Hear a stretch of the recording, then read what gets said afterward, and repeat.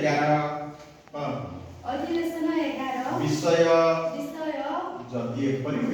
जदि एपरि ହୋଇଥାନ୍ତା ରାତି ପାହିବାର ସବୁ ପଶୁ ପକ୍ଷୀ ଯଦି କଥା କହନ୍ତି ତୁମେ କାହା ସହିତ କଥା ହେବ କଣ ପଚାରିବ? ରାତି ପାହିବାର ସବୁ ପଶୁ ପକ୍ଷୀ ଯଦି କଥା ହୁଅନ୍ତି ତେବେ ମୁଁ କପୋତ ସହିତ କଥା ହେଇଥାନ୍ତି। ତାପରେ ତାକୁ ପଚାରନ୍ତି ତମ ନାଁ କଣ? ତମ ବାପା ମାଙ୍କ ନାଁ କଣ? ତୁମେ କେଉଁଠାରେ ରହୁଛ? ତୁ କଣ ଖାଉଛୁ?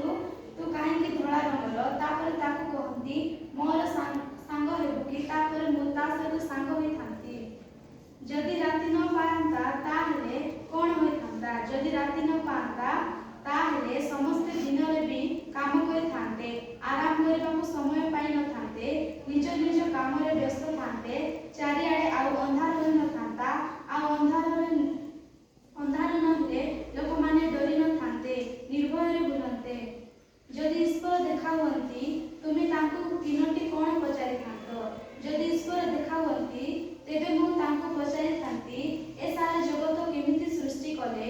ଓ ପଚାରିଥାନ୍ତି ଈଶ୍ୱର ଆମ୍ଭମାନଙ୍କୁ କାହିଁକି ଦିଶନ୍ତି ନାହିଁ? ଓ ପଚାରିଥାନ୍ତି ସେ ମନୁଷ୍ୟକୁ କେମିତି ସୃଷ୍ଟି କଲେ? ତୁମେ ଜିଲ୍ଲାପାଳ ଯଦି ହୁଅନ୍ତ କି ମୁଖ୍ୟମନ୍ତ୍ରୀ, ପ୍ରଧାନମନ୍ତ୍ରୀ କି ସ୍କୁଲର ପ୍ରଧାନ ଶିକ୍ଷୟିତ୍ରୀ ହେଲେ କଣ କରିଥାନ୍ତ?